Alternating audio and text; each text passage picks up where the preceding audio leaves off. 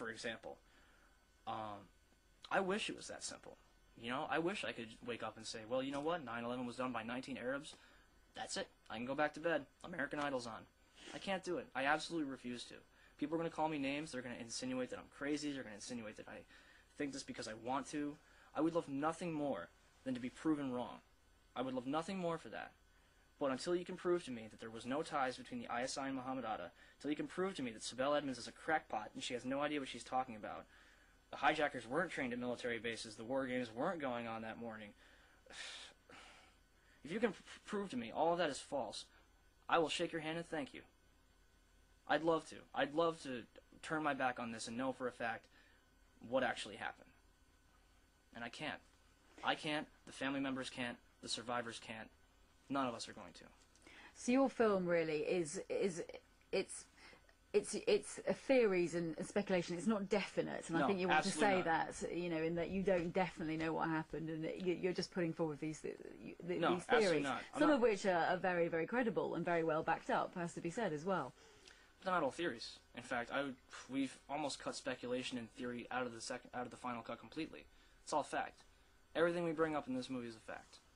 It's not speculation. And leaving the audience to draw their own conclusions. Mm-hmm. Are you pleased with how it's gone? Because of course it was an internet release at first, and now it should be coming to cinemas next year. That's what it's we're on hoping. DVD. Yeah. You must be pleased though that a lot of people have been watching this. For goodness' sake, the amount of hits that you are having on the internet as well.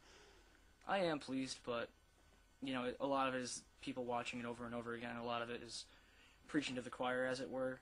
The mainstream media and the U.S. government, anyone, there has yet to be a serious, impartial, bipartisan investigation into the events of 9/11. The investigation took 441 days to get off the ground in the first place. So, I don't know. John, Yeah. talk about how the movement is now mainstream. Yeah. How patriots for 9/11 Truth are over 500 physicists, engineers.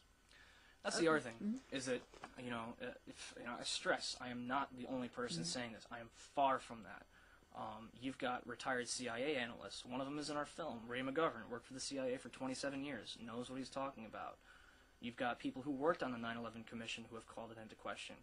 You've got people who have worked within the government. And as Tim just said, patriotsquestion911.com. You go there, you'll see military intelligence officials, FBI officials, family members, survivors. You'll see a list of hundreds of people, some of them incredibly credible, some of them ordinary people, all of them saying the same thing. We need a new investigation into what happened. We absolutely need to.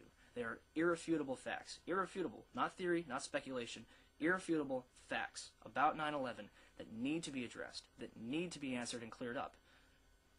And until then, these questions aren't going to go away. The family members aren't going to be happy. No one's going to be happy.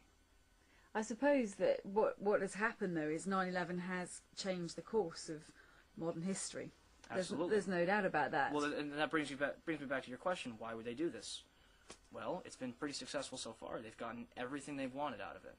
Although a very, very bad situation in Iraq, they haven't succeeded there. They didn't want to succeed.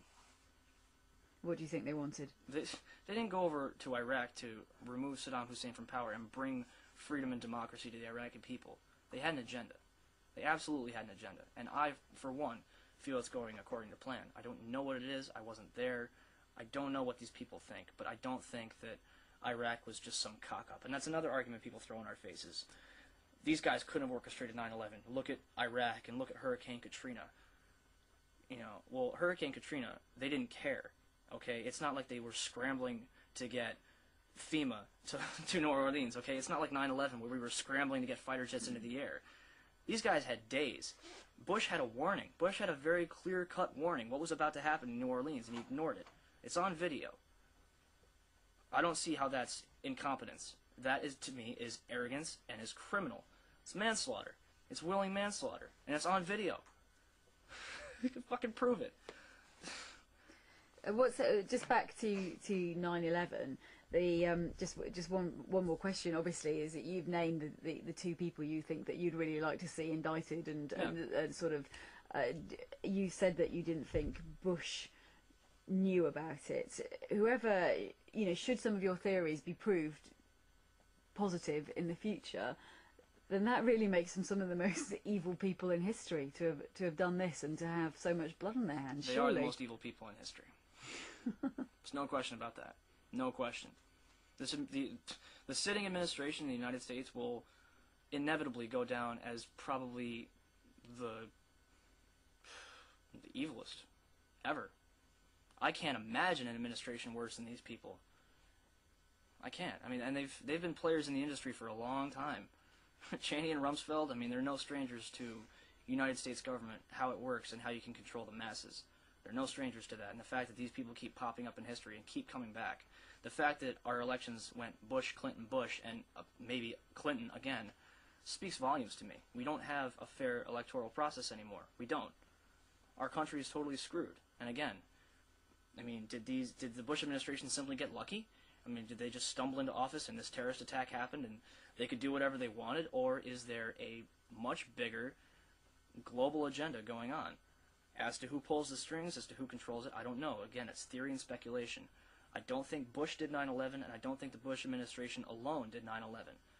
But, as I said, I feel that there are people in the administration who have a very good idea what happened.